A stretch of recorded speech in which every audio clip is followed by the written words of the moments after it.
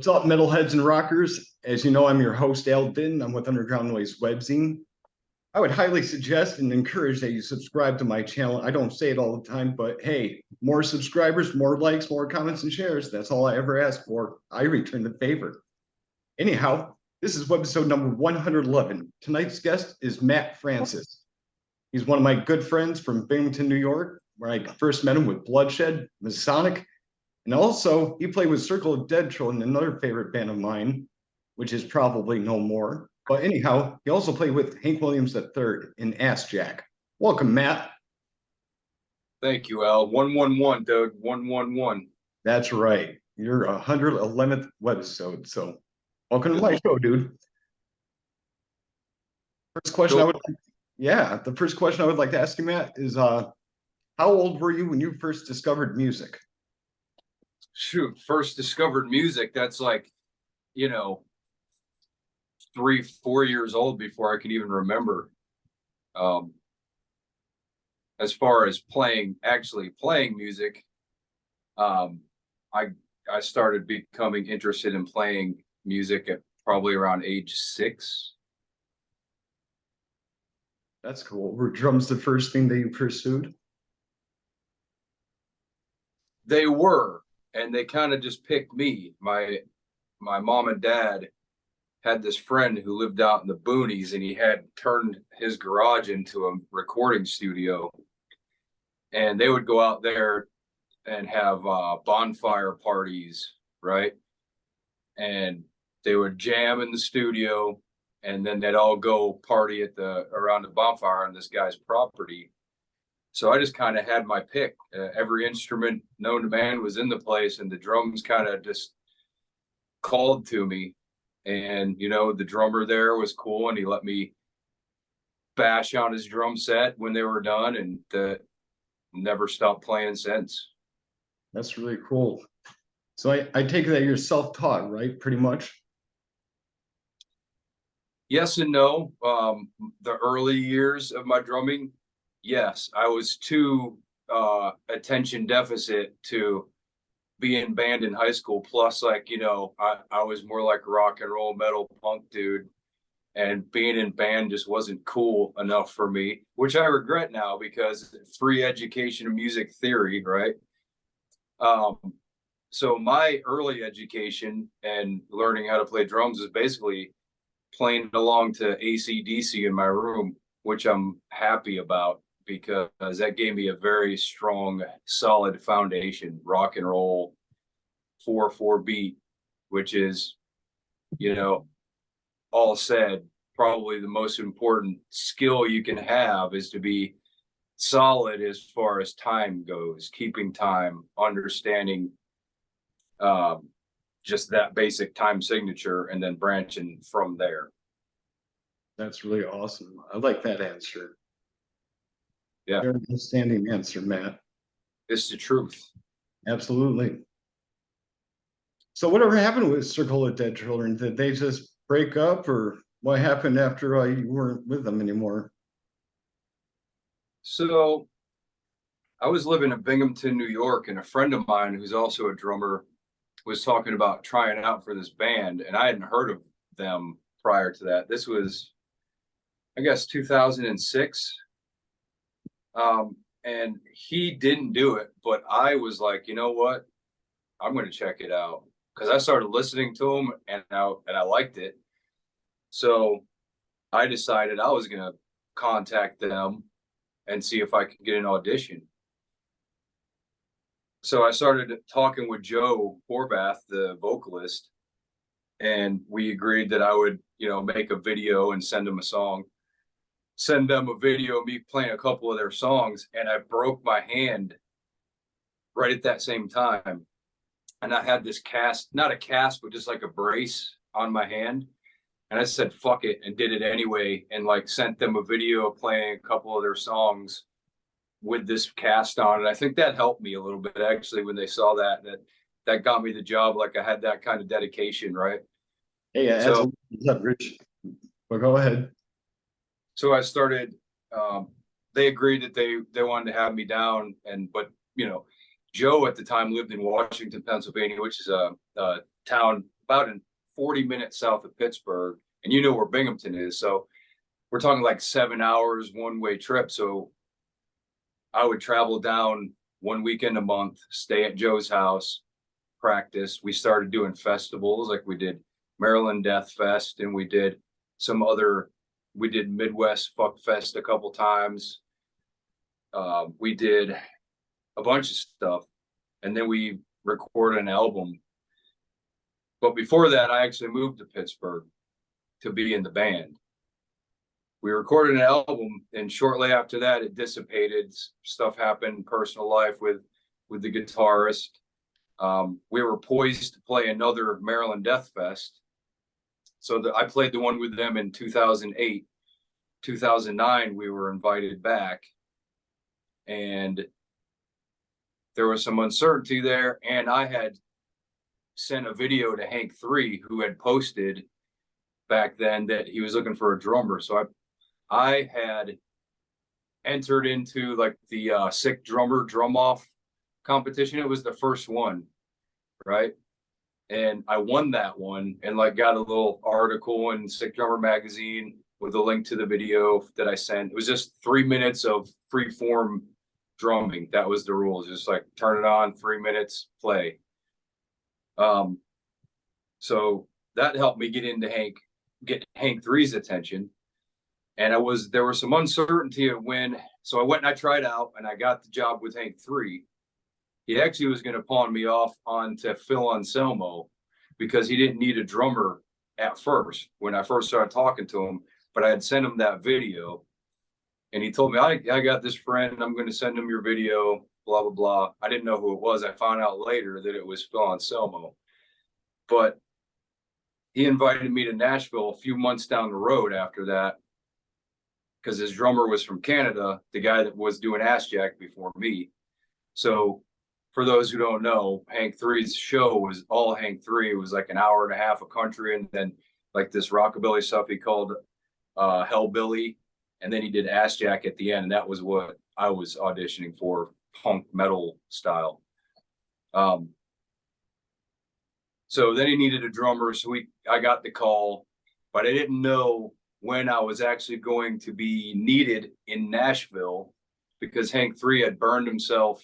Like he got like 3rd-degree burns on his legs from like fryer grease or something. And he was MIA hospital. So I had to tell the guys in Circle of Dead Children, I don't know what's going on with the dates for Maryland Death Fest, but I might not be able to do it, but hold on.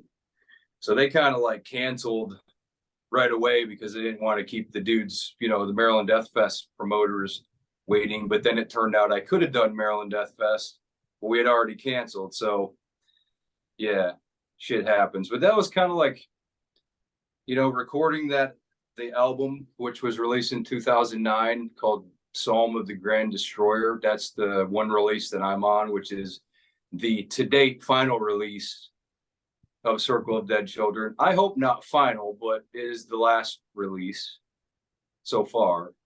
And we've actually talked, and I've got together with Jason, the guitar player, a few times over the last few years. And like, he's the kind of guy that's just always got ideas, always writing songs. We had 9 songs almost ready to go. And then it kind of like dissipated again. So, it's one of those things. You just can't force it. Like if it happens, it happens. That's cool. But, I used to kind of try to steer things and get anxious about like how I want things to go. And I just learned with, old age, I guess, that you just gotta detach from the outcome and just keep moving forward, and things will work out the way they're supposed to work out. That's excellent advice. I wish more people would, bring good advice to people, because that's what it's about. When you're in the metal community, it's like you're a family, you got to take care of each other. It's Absolutely. Yeah, it's important because life's too short to be pissed off all the time. Just take out your aggression on the guitar, pound the piss out of drums like Matt Francis does. Well, good luck with that. He's a sick drummer. Speaking of that video, I remember that video very vividly, and I watch it like almost every day, just because Anybody can do it. You just gotta put time and effort into it, and don't get discouraged when you suck, because you're gonna suck. Yep, So that's exactly right. It's kind of like when you learn how to ride a bicycle. It doesn't take a whole day to learn it. It might take a couple of days. yeah, I mean, I used to get frustrated at band practice and grab my hi-hat and throw it off the wall. So, gotten better since back then. Well, I hope so, bro. I mean, I haven't seen you in a long time, so here we are. The top rod of the hi-hat would be bent because I threw it against the wall and I'd have to bend it back straight. Those were the days. And heart attack waiting to happen. Aneurysm happen. Well, don't die too soon, man. I need you around for a little bit longer. No, man, I'm at peace now, dude. Live and let, That's right. I'm always humbled to talk with anybody that I give a chance just to be on my show. So I was going to ask you, Matt, what's your favorite technique on the drums? Favorite technique?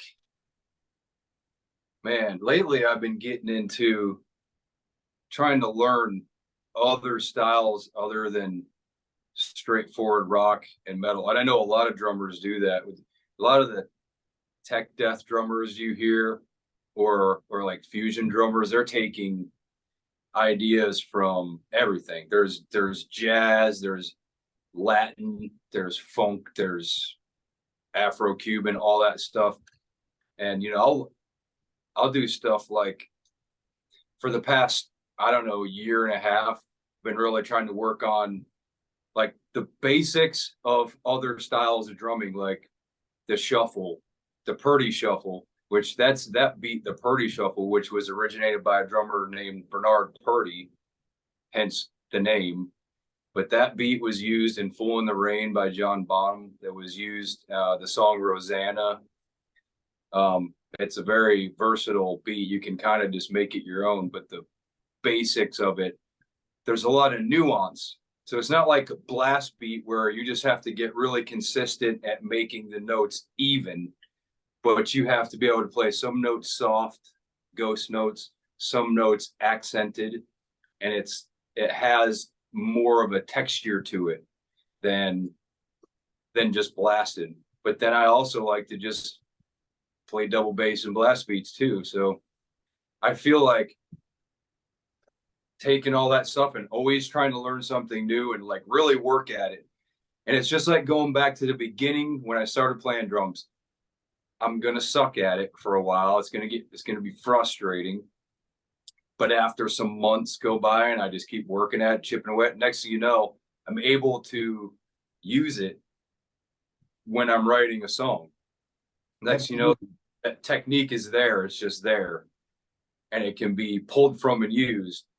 And I've enjoyed working on all that. So to say, if you asked me this, a few years ago, I would have said the Gravity Blast, because I was really trying hard to get that really solid, right?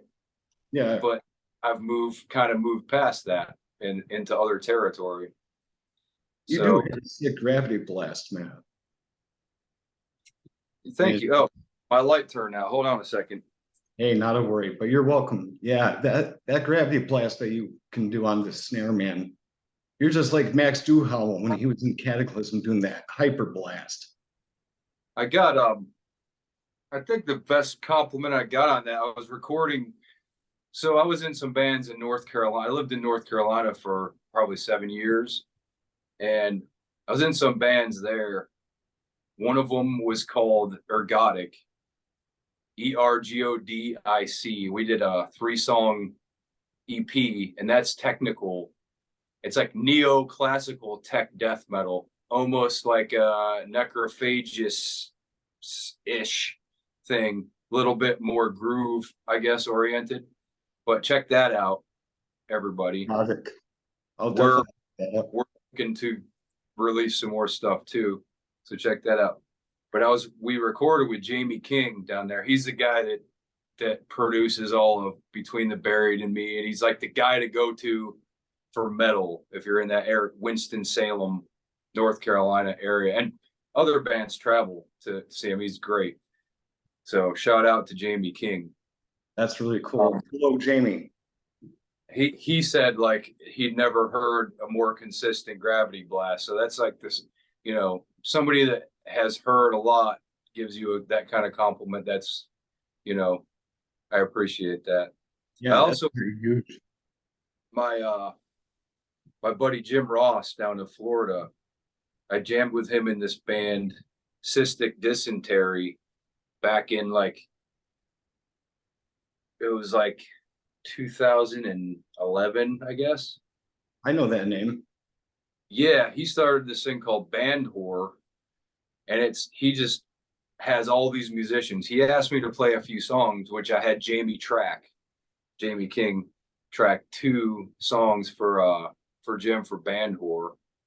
The album's gonna be called Art Forms of Butchery, and it's got like Derek Roddy, and like I'm on this album with the likes of like Derek Roddy and Kevin Talley and you name it, and so on. Just phenomenal. Whenever this thing comes out, it's gonna be a beast. But yeah, I guess I got off the question there. My bad. Oh, that's all right. No worries. I'm very eager to check that out once it's all released and everything. I'll even review. Have you heard about it? No, you're the first to mention to me about it. Well, it's called Band Horror, all one word.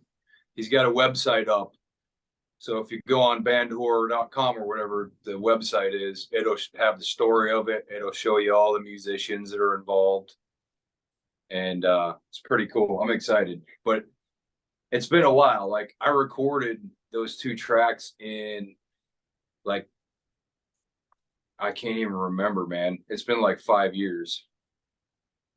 That is quite some time. Oh, and before I forget, Matt, happy 4th of July, bro. Thanks, dude. I'm about to climb up on the roof of this jam studio. So I'm in Pittsburgh, Pennsylvania, and on the south side, there's this storage unit building called Store Express, and the 7th floor is all dedicated to rehearsal spaces. So the next level up is the roof, and I can see downtown Pittsburgh from here, and they have like the huge 4th of July fireworks display. So I'm gonna hit that up. I'm down here in Georgia. I've been here just about 2 years now, Matt, and I'm loving it. But it's hot as hell, just about, although I think hell's a lot hotter. Yeah, I guess we're gonna find out someday.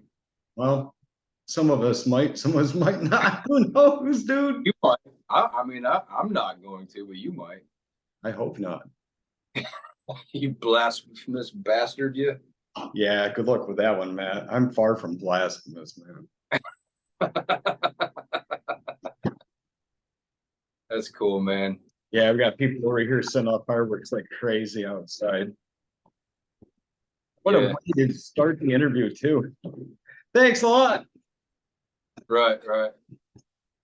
Yeah. Do you ever see Circle of Dead Children ever getting back together, like a reunite? I think it's possible, but you know, I could see it. Yes, I could see it happening. The 3 or 4 of us still live in the Pittsburgh area. The bass player Drew Harridan moved to California like 8 years ago. He's doing cool stuff out there. If you like hip hop or stuff like that, he takes old songs and he mixes them and makes beats with them. And he's out there on like the boardwalk, and I forget what town he's in. It's not San Francisco, but anyway, he's out there like he makes these beats and cuts them up. He takes it to the street. And he's got people like rapping over his stuff. It's really good. Check it out. He's called Lord Drucifer.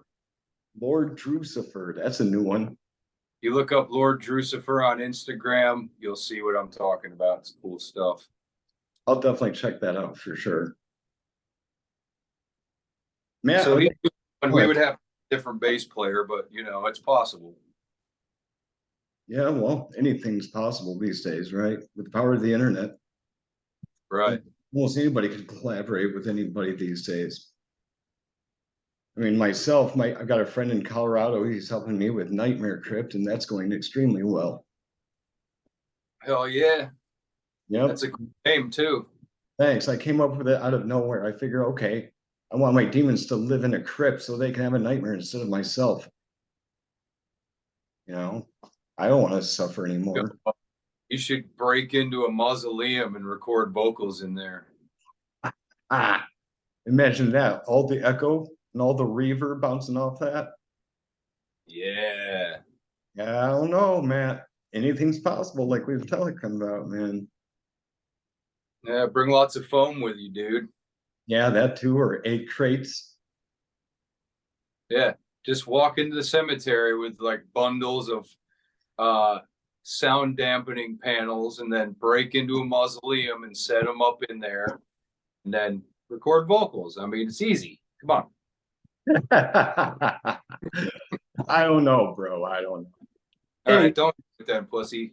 yeah, I don't want to risk getting in trouble. You already know that. No, you can't desecrate people's final resting place. You know better than that, Al. Exactly. I mean, you have a very bizarre imagination. Yeah, I do. But that's okay. Some of us have that. You know, why not?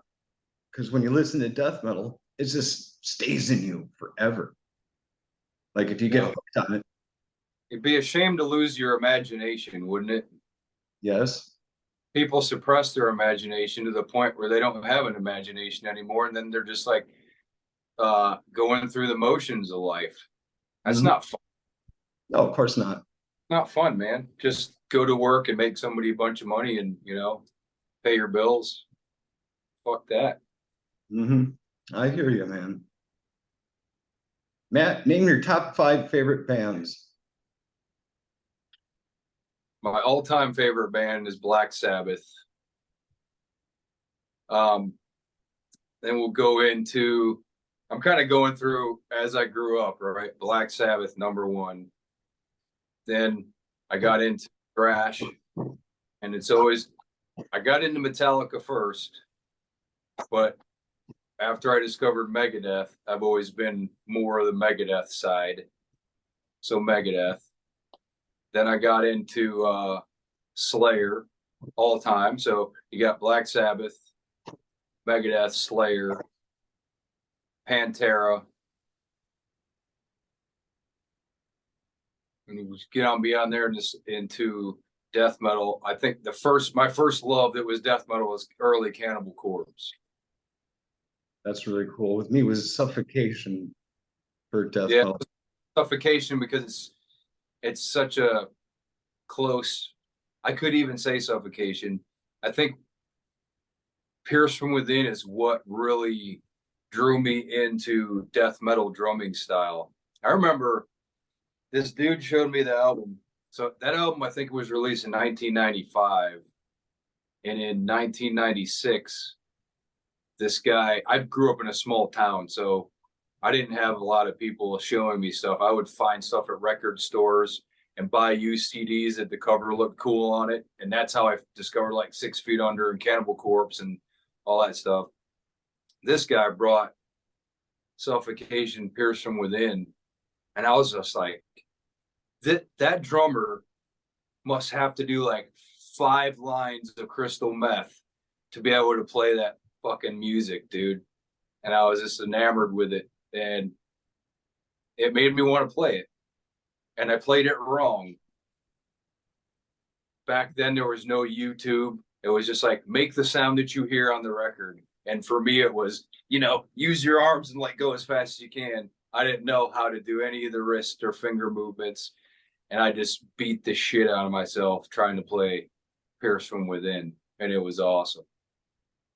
That is one brutal album by far.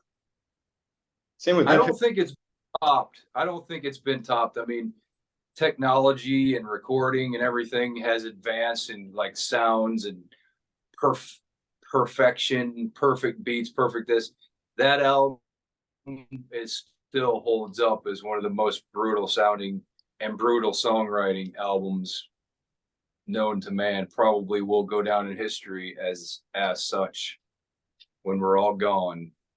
Absolutely. I'd like to put that up there with Effigy of the Forgotten, because Effigy was the first album I heard by Suffocation. When I first heard Mass Obliteration, I was fucking hooked. And even before that, I heard Scrolls of the Megaloth by Mortification. I was like, wow, I never heard any musician growl before. So I was saying to myself, I wonder if I could learn how to growl. So I tried it a few times and I was like, nope, I guess that's not how you do it. So I just kept on doing it and doing it and doing it. And I finally got it. I was like, damn, I'm going to do this for the rest of my life. Growl and scream my head off at people. Effigy of the Forgotten. I really liked the snare drum sound on that album when I heard it back then. And I asked Mike Smith about it one time at a show, and he said it was a piccolo snare. Oh, wow. And I don't think that he wanted to use it. For some reason, I can't remember his exact response, but it kind of came off as like, yeah, the guy at the studio put a piccolo snare on there, and that's what I used. But it sounded awesome to me. Yeah, it had that nice crunch to it, right? Real crisp and tight. Yeah. Absolutely. Tight like a balloon knot. Mm-hmm. In other words, an anus. Whoa. Sorry, I had to throw that out there. That's funny. Better than throwing it in there. You know what I'm saying? I guess if shit goes in, it comes out. Whatever that means. That's crazy. But yeah, Matt, name your top 5 favorite drummers. Oh man.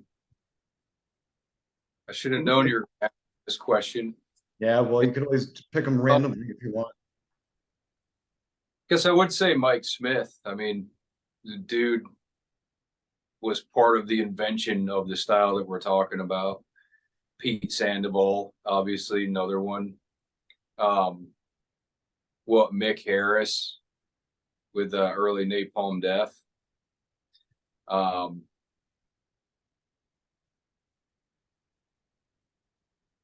But I also like it, old drummers, like I love Bill Ward stuff with Black Sabbath.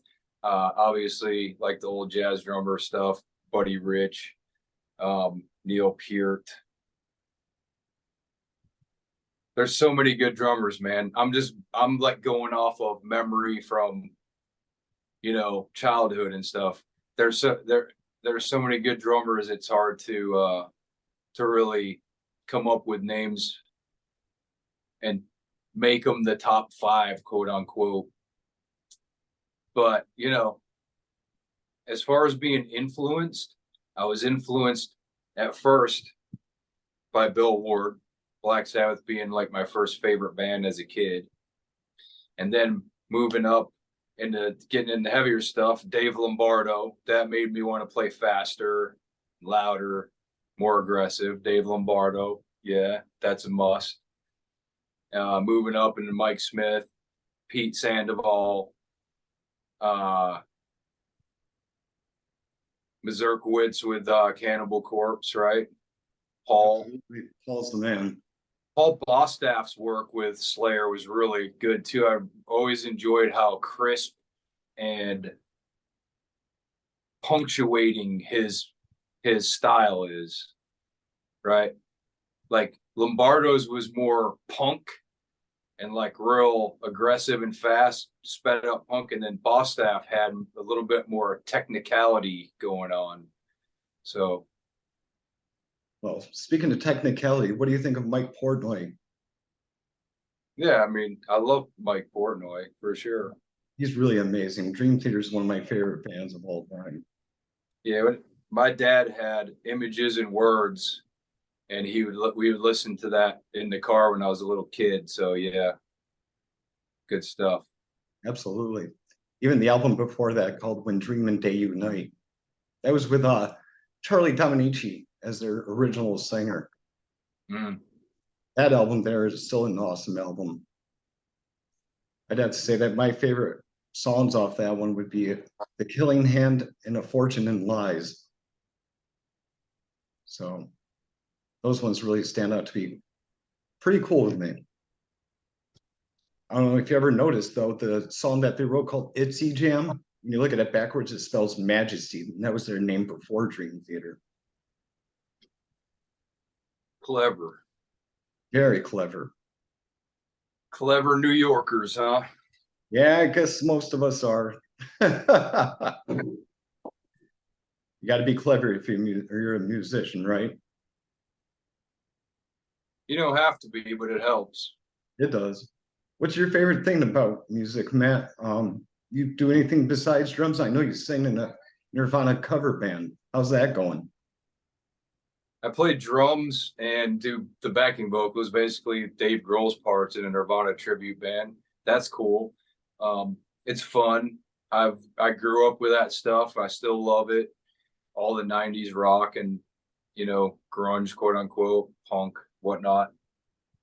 And I became a metal elitist for a while, you know, into my 20s and 30s. And then I went back to like, why am I only listening to the same shit all the time? There's all this music in the world. And I went back and started listening to all that stuff again. And there was even some bands that I had missed when I was a kid that I'm discovering now. So it's cool. It's a discovery phase all over again with that genre. But yeah, dude, my whole family's musicians. My brother is a sick guitarist. He's like a Van Halen dude. My dad's a guitarist and a vocalist. My mom can play guitar. My mom has played, she can play a pipe organ. She's played in like for church for the last 35 years. Sings like a bird. And I've just kind of acquired those the natural abilities to be able to pick up on notes and harmonies. And I never tried any of that stuff. Like I sang in the shower. I learned how to sing harmonies by listening to Alice in Chains, you know, and I've always sing, but it's like, it's different than playing drum. Being up in front of people and singing and being the focal point, it's a totally different game. And it's nerve-wracking as shit, to be honest with you.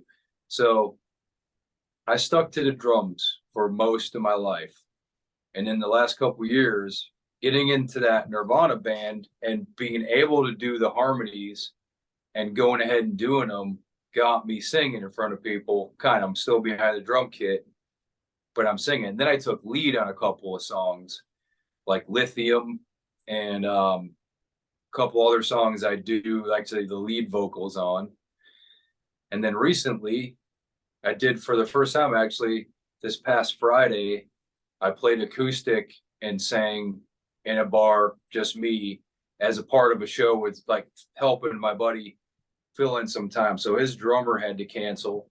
So I learned a few of his songs on drums. And then I did like 9 acoustic songs and he did an acoustic set. And then we did an electric set together to fill out the whole night. And went pretty good, man. So I'm liking being able to expand and branch out and do that kind of stuff and just be a musician, not only just a drummer as well. I don't say just a drummer as in derogatory context, but more than just being a drummer only, but being a musician and being able to contribute in more ways than just playing drums. That's really cool because I've been learning how to play the kalimba. Really? So, yeah, it's a West African instrument, and it's basically a thumb piano. You know, the banjo is actually an African instrument? I had no idea. Yeah. That's cool. Is that your guitar next to you, Matt? In that case? This is my bass player. I got this rock band called Loth, L-O-T-H, Language of the Heart. Actually, check this out on Spotify. We got one song up. It's called Everybody Needs Love. And it's pretty cool, man. You're talking to like a death metal drummer, right? That's played and done all this stuff.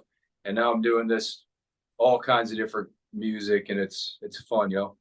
Oh, yeah. So this dude I used to be in a metal band here in Pittsburgh with, we kind of were estranged for years and then reunited again, and he had all these ideas in like rock punk kind of mix kind of genres, and we just started doing stuff. So now we got an album about ready to come out with that stuff. That's awesome, Matt. I can't wait to hear more about it. Well, what would you like to say to your fans out there that might be listening tonight, Matt? I don't know if I have any fans per se, but I'd like to say, you know, this, for me, this whole music thing is about expression. It's about having a desire to do something and going out there and working for it and getting to a point where we're useful to other people who want to play music, right? I remember being very focused on just trying to I want to be the best drummer in the world. Well, that shit's never going to happen because there's always somebody better, just like in anything you do. But I think the point is not to be elitist or like gatekeep people from being in your genre or whatever it is, but just to be useful to other people, right? It's almost like if I look at it from the context of I can be of if I get really good at playing drums or playing guitar, whatever it is, I could be of service to these other people, and together we can make something cool. My light keeps going out because it's on a timer, obviously, but it's starting to. No worries, Matt. No worries. It's a motion sensor. But for anybody that, you know, actually knows who I am and is like, listen to anything that I do, I just want to say, you know, thank you. And I hope I can listen to something that you've done. Feel free to hit me up and send me stuff. Very cool, Matt. My last question, do you have any final words for Underground Noise Webzine?